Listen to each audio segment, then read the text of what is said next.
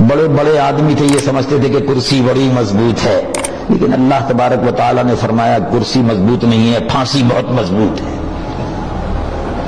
بڑے بڑے آدمی یہ سمجھتے تھے کہ ہم کو کوئی نہیں ہٹا سکتا، ہم 20 برس حکومت کریں گے، لیکن اللہ رب العالمین جل جلالہ عم نوالہ فرماتا ہے وہی احکم الحاکمین ہے اور وہی مالک الملک ہے۔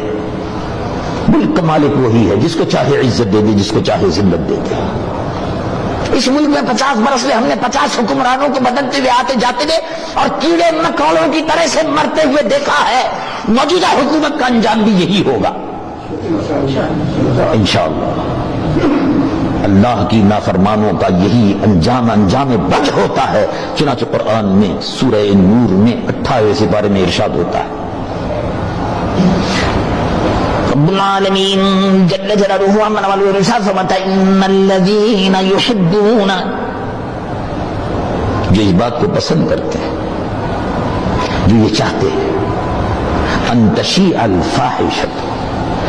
ان الذین یحبون ان تشیع الفاحشۃ فی الذین آمنوا، ایمان والوں کے درمیان میں جو بے حیائی اور فحاشی اور آوارگی پھیلانا چاہتے ہیں،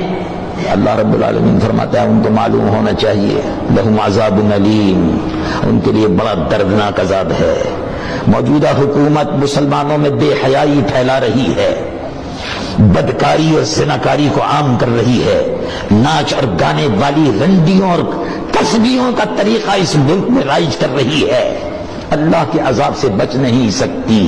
اللہ کا فرمان قرآن میں ہے اور انجام بہت برا ہوتا ہے۔ حکومت کی خواہش ہوتی ہے کہ امریکہ خوش ہو جائے، حکومت کی خواہش ہوتی ہے کہ برطانیہ ناراض ہو جائے، مغرب خوش ہو جائے، لیکن جو مسلمان